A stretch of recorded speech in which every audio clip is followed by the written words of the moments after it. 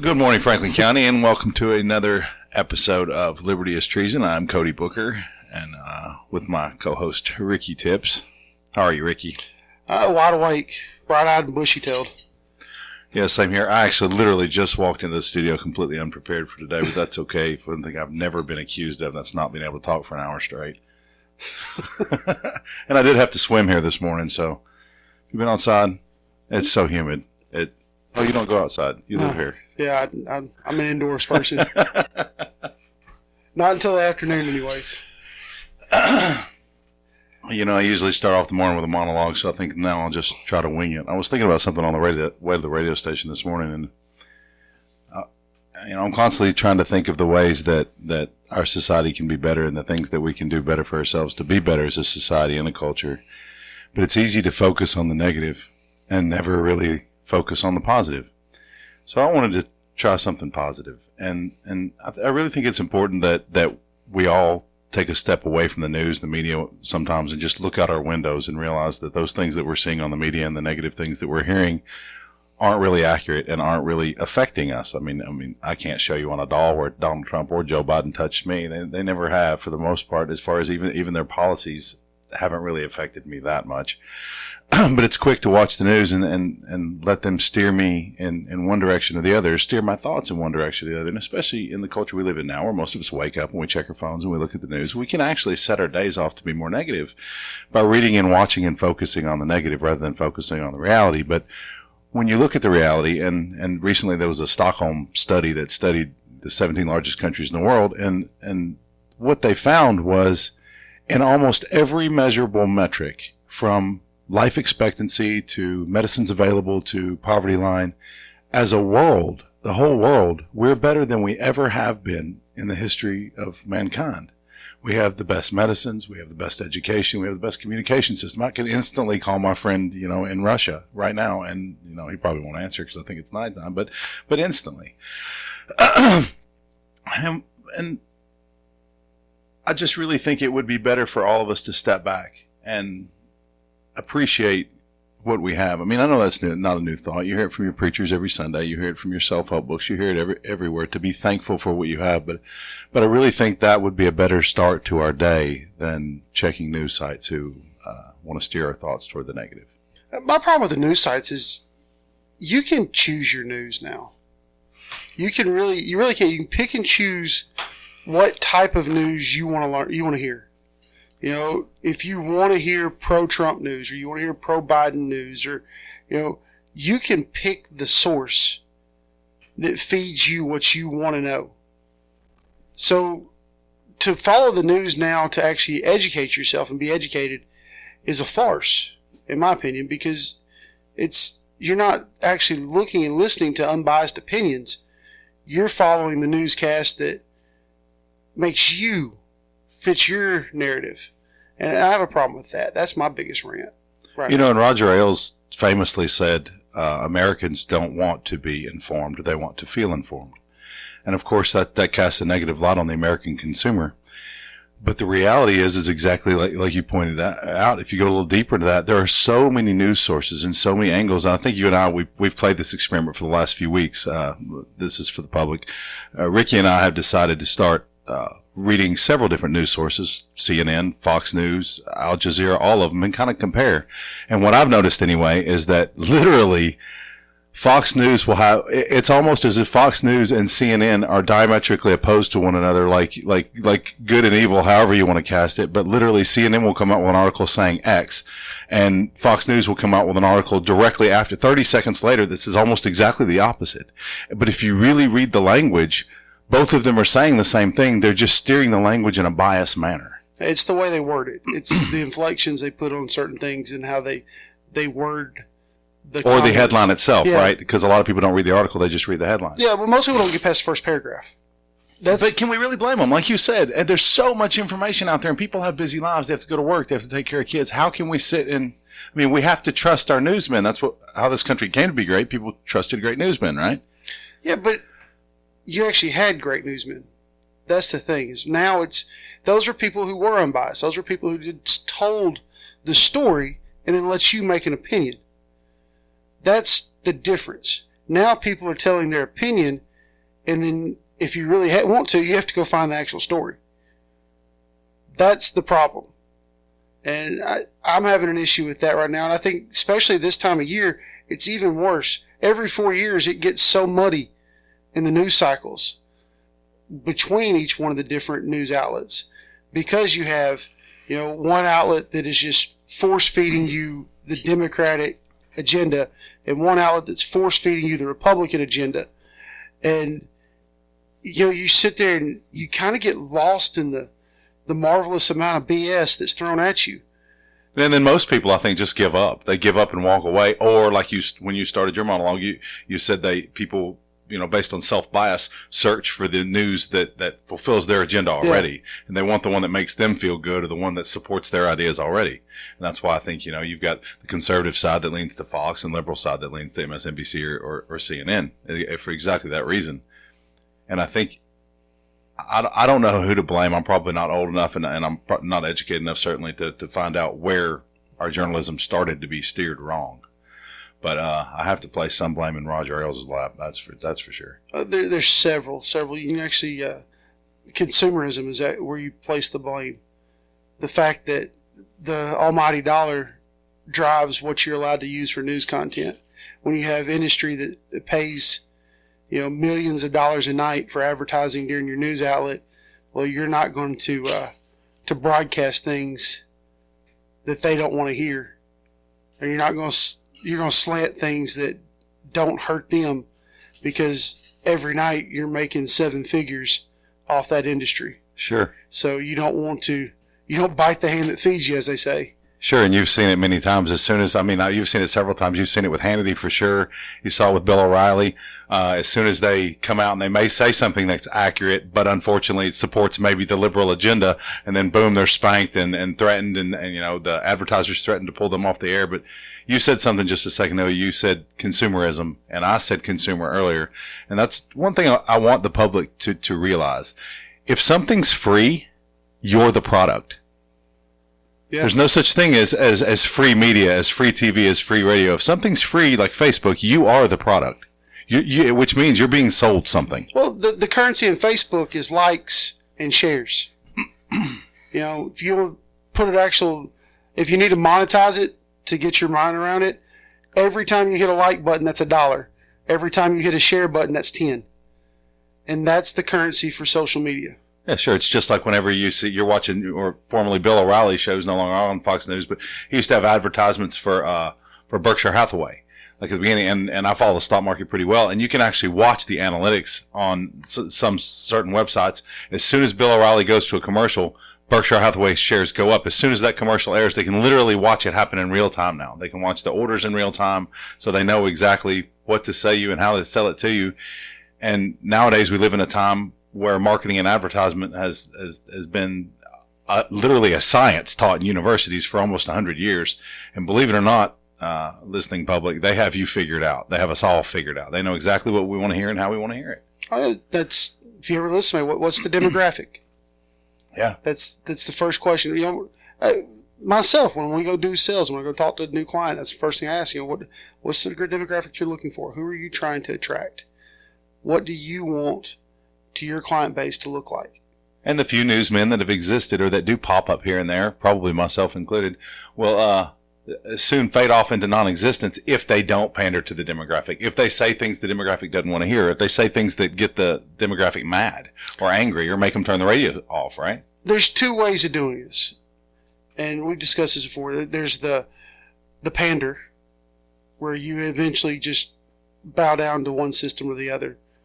Or there's the shock and awe, where people tune in to listen to you because they want to know what you're going to say next.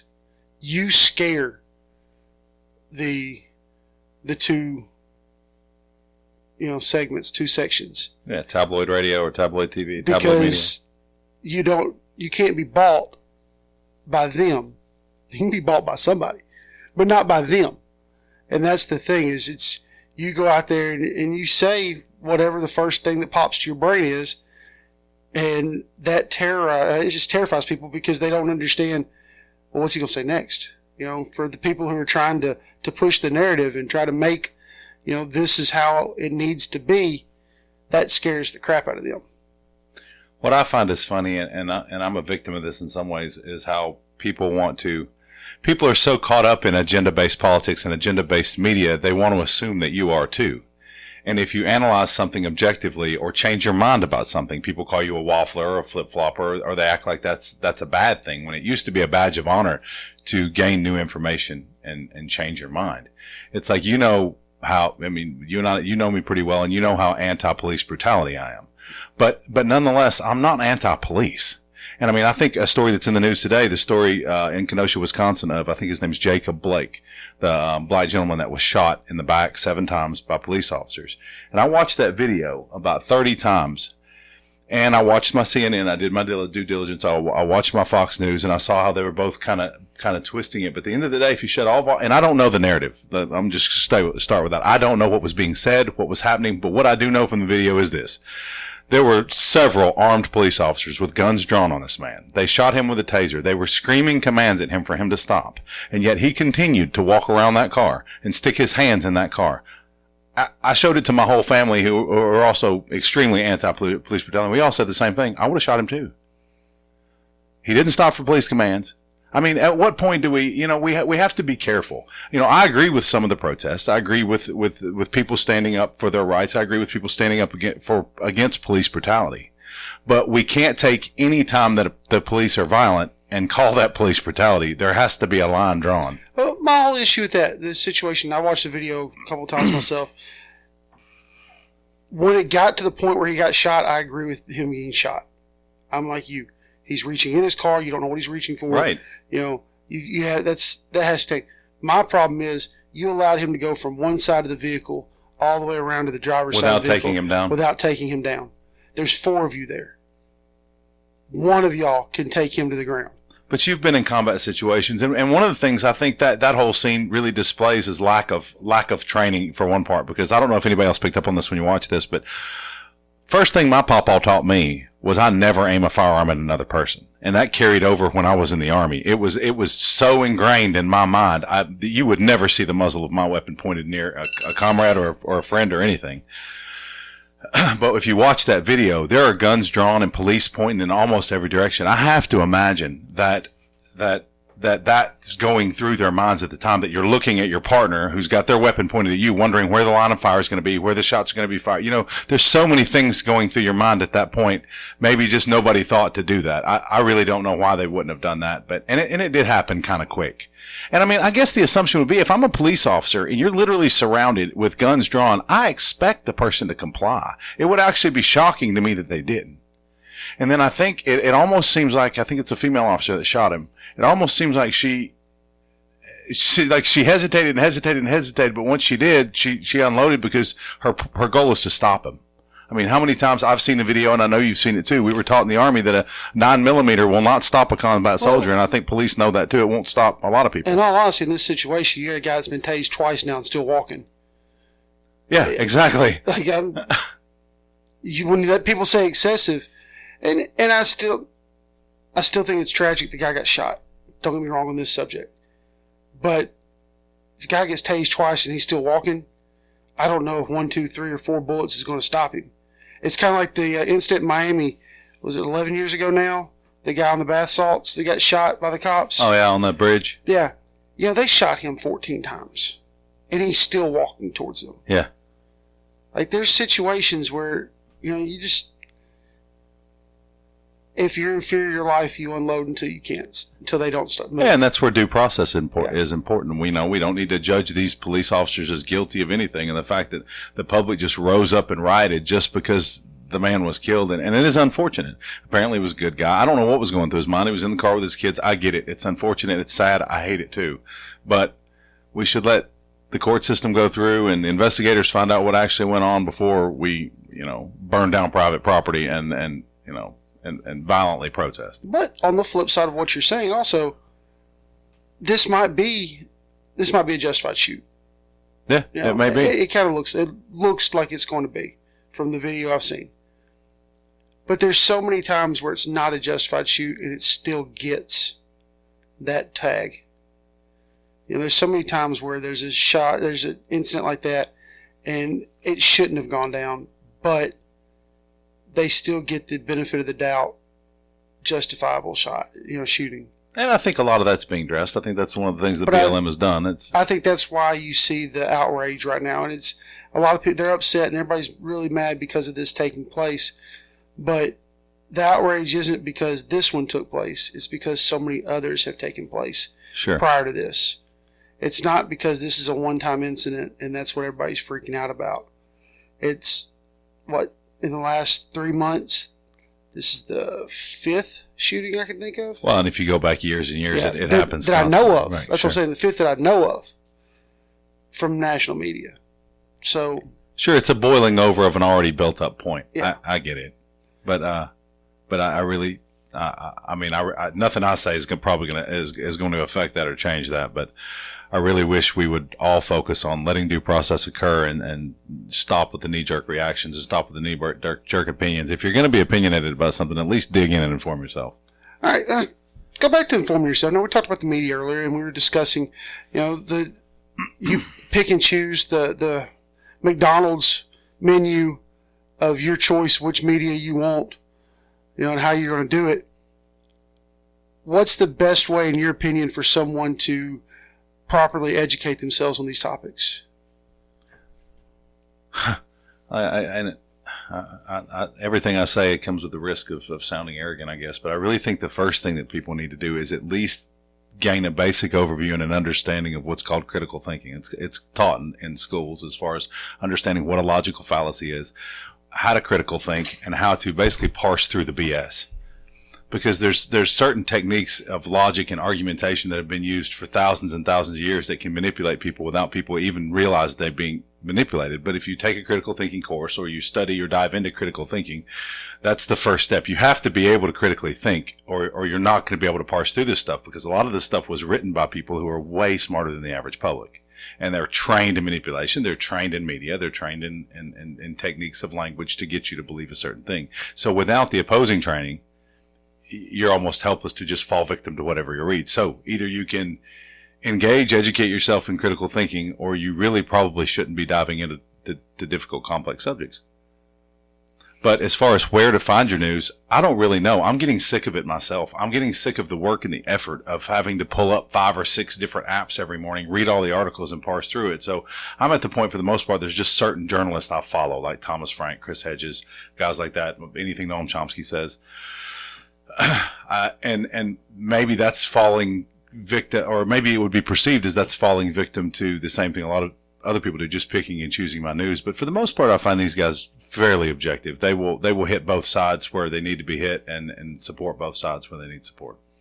I've got to the point now where when I read an article, and I can usually do a good job of deciding the bias in the article as I'm going through it, and then I try to find someone that wrote for the other side of this opinion and on the same topic, and then read that article, and then I try to merge the two together in my mind and figure out, try to decipher what the actual news is and what the truth is out of the articles.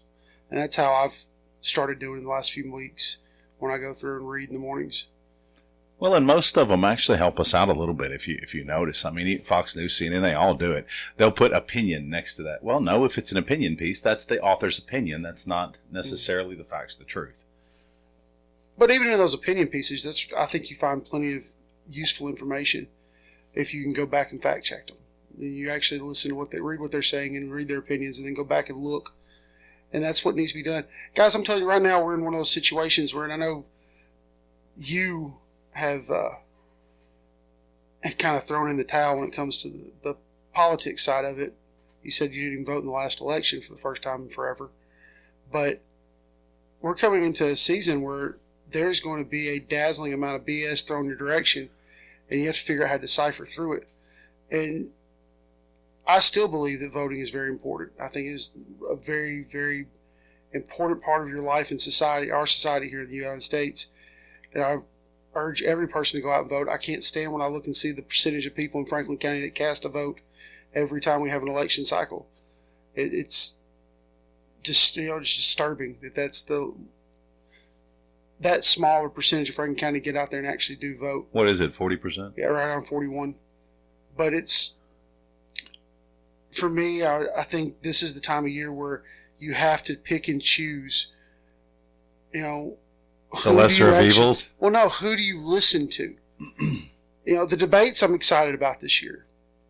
I'm excited to see the two debates. The problem is, I think they're going to be in shouting contests. Yeah, who moderates them? That's been the problem in the last few elections. Is the moderators have been so terrible that they either let them turn into shouting matches, you know, and don't moderate, or it's softballs to one guy and hardballs to another guy. Yeah, well, in that they don't actually dig in to get the answers they want. They just accept any answer that the candidate throws at them. Well, and any great politician can answer the question by not even answering the question. But this is the time of year. Every 4 years, this time pops up, and I think it's very important for us to really look hard at who you're going to vote for. I've done extensive research on both these candidates, and I've come to the decision that I really want to push for a third person. I think a third party is, you know, I'd love to see a third party get involved in this, but I just don't know if it's going to happen. They won't allow it this time around because Judge Jorgensen didn't. Libertarian candidate, third largest party in the United States, didn't even make the ballot or didn't make the ballot as a libertarian in Tennessee. Yeah, so it's going to be. You have to go out and inform yourself, and that's the key to this. And not just with the, you know, it's funny how the presidential election brings out more voters. Every 4 years, there's more voters during a presidential election than anything else. But if you really want to understand and realize how politics work, he's got less power than anyone almost in politics. He can make executive orders and he can do, but the true, like, people, the movers and shakers are your senators and your congressmen. Sure. You know, except for setting the narrative. The president tells the story that everybody talks about. Yes, but it's still the fact that these people make the decisions and they decide if it's actually going to happen or not. Sure. You know, and if you really want to get down to the nuts and bolts, if you're looking at what directly impacts you, you have to be voting in your local elections. Yeah, but in order to do that, in order to do that correctly, or in my mind correctly, you still have to follow the issues, and that's another problem is, you know, in the local politics, you know, I mean, you've got so many governments that rule over you. If you really look at just Franklin County, you've got, you know, I live in Estill Springs. I've got the Estill Springs City Council. I got to pay attention to what they're doing. I got the Franklin County Commission. I got to pay attention to what they're doing. I got the legislature in Nashville, both houses. I got to pay attention to what they're doing. I got to pay attention to what the governor's doing. And then I got to go to federal and pay attention to what the federal government's doing. Scott Desjardins, and then my senators, and then the president. Blah blah. It gets so convoluted that most people give up and they just pick one little thing or one politician to follow, or in the case of what has happened to America that's destroyed our body politic, is they pick one side, either red or blue. They say, well, red guys are for me, I'm for all red guys. I mean, I don't know how many voters I've talked to that said, well, I just vote red straight down the ticket, or I vote blue straight down the ticket. When the fact is there may be some great politicians on both sides that you know, middle of the road guys that affect you depending on which way you're going on either issue, which you may be better off voting for the man but the party, but nobody has the time to parse through the BS. Yeah, that comes back full circle to what we've been talking about, is you have to have a source and a media outlet that you trust and that really gives the whole story to make this work. Yeah, but we just don't have that. It's like, can you imagine living in Pennsylvania right now?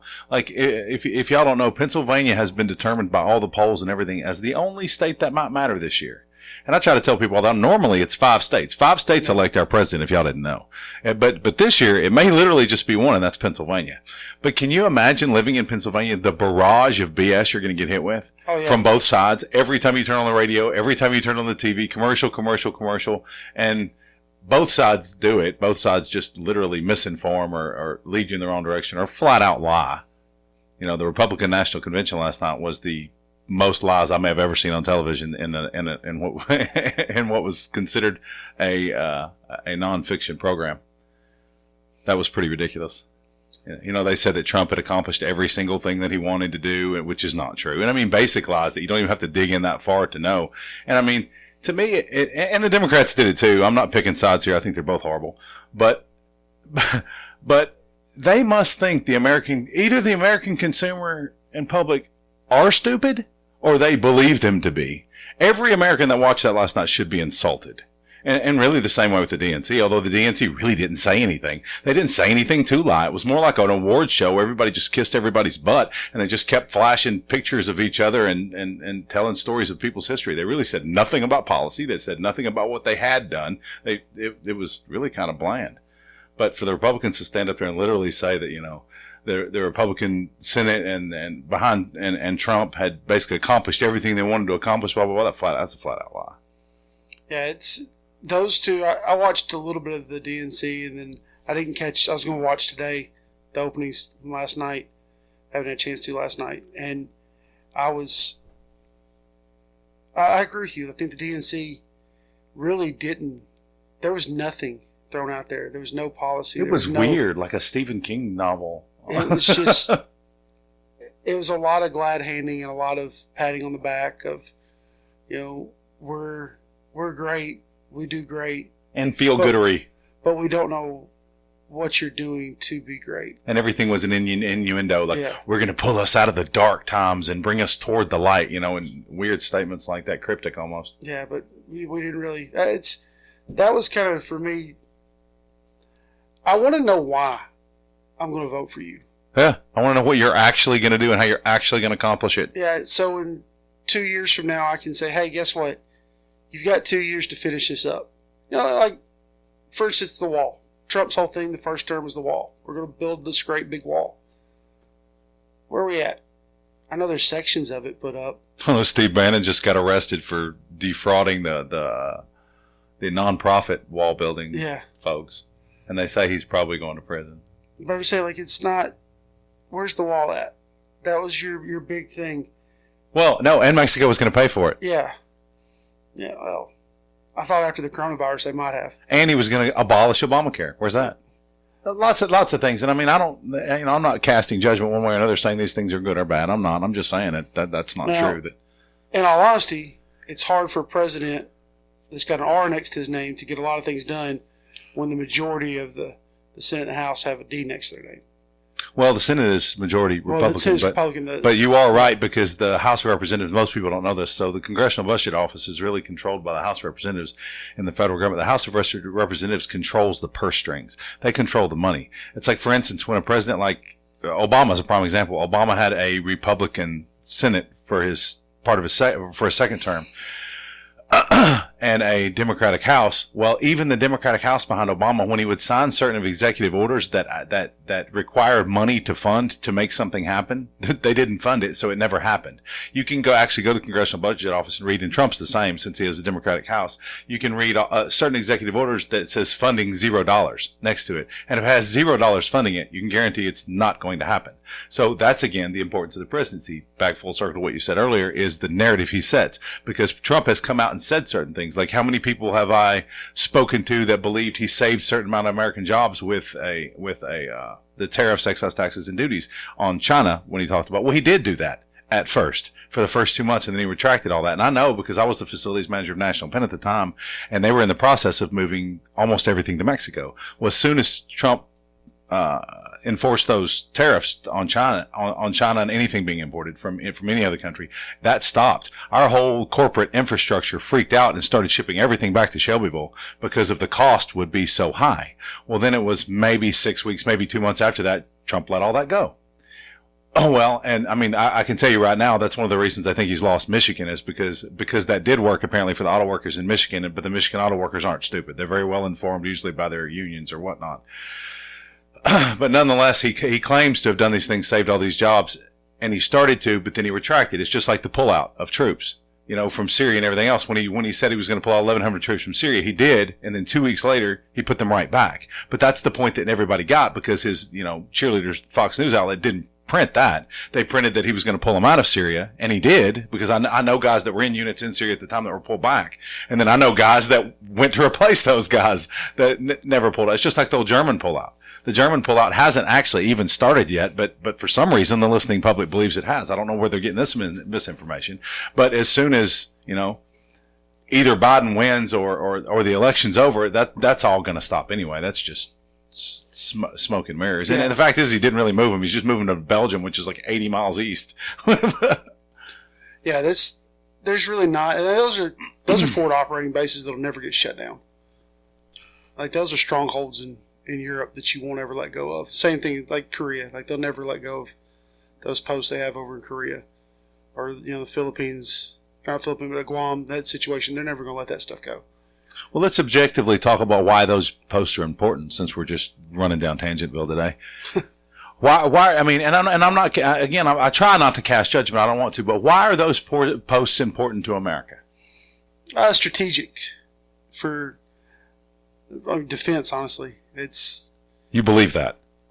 Yeah, I do. Honestly, I believe Korea. Well, the Korean post, yes, for defense, but the reason why they're there is for defense. The underlying reason why they're there is because we're pretty much the security blanket that allows the Korean government and the Korean businesses to run over there that turn around and sell stuff at a cheaper rate to the United States than they do the other countries. So I said, get back and even fact check us. If you don't agree with some of the things we say, look into it. I promise you, there's nothing we're giving you for misinformation. We're not trying to steer you one way or the other. We're trying to incite a conversation. We're trying to get you to think a little more about things that we feel really matter. So go out there and look at what we're saying. Look at the comments we make and really go and think about it. And if you have an issue with it, study it, find out. And stop presupposing. Ayn Rand said that one of the biggest problems in human society was that we presuppose other people's intelligence. And what she meant was we see a PhD behind someone's name, or we see a U.S. Senator in front of somebody's name, and we automatically presuppose that what they're telling us is correct without ever running it through our own processor or running it, a logic check on our own. We need to stop presupposing that what these people tell us is correct and actually dig in and find out if what they're telling us is correct. So I'm going to beat this thing to death today, I think, honestly. I really want to see people in the next 80-something odd days go out there and really research and really look into it and look at your candidates. And don't vote just because there's an R or a D next to the person's name. Really vote for the person that you feel is going to do the best job at this situation, for that position and for you as an individual. And that's what it comes down to. I've done it. I'm sure you've done it. Many times I've voted for people on both sides of the aisles on every ticket, because there's people I don't believe that an R or D makes an individual. I believe the person's values and their morals and their intelligence in that situation is what I'm looking for.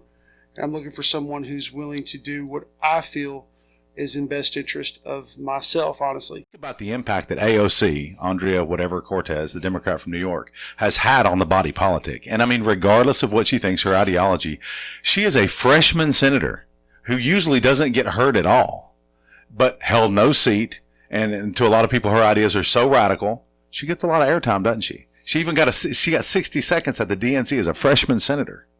So that just shows you, and I'm not supporting anybody's ideology. What I'm saying is there is power in being new and having a completely different voice. There's power in screaming louder. And that's what some of these people do. Or saying things that are easily attackable. Yeah. And you can't really, the whole thing with her, it's not that she gets airtime and she gets minutes and she gets column inches because she's so out there, and what she says is crazy of the most part, and that's why it's shocking all. You're right, and it's name recognition for her. So she'll get reelected because of it in that district. They'll reelect her because of this, but it's because it's one of the strategies we talked about. You can either be right or you can be loud. But, you are right as far as people imploring people to do their research. But what I hope they do is do their research on the independents. It's known. It's an old saying in Tennessee. You run as an I and you lose as an I. You run as an independent, you lose as an independent, because the parties have relegated them to insignificance. But that's not really true. A lot of times the guy who runs as an independent or the independents running for office are actually probably your best candidates, because they realize the two-party system, the duopoly, is just going to steer them in one direction or the other, and they don't want to be beholden to that. Your eyes, a lot of times, are your people who really do represent the best interest of the people as a whole and really want to do the best thing, but they don't want to be beholden to a party. So investigate your eyes. Look at your independence. All right, well, thanks for tuning in to another episode right here, Liberty is Treason, the second and fourth Tuesday of each month. Oh, you got a finger up. I know. Okay. So we're sitting there and tune in, listen to us, catch us on the stream. You can also go and look at the podcast at WCTradio.com if you want to listen to all the archived shows we've done so far. The second and fourth Tuesday, 8 o'clock on WCDT Radio here in Winchester.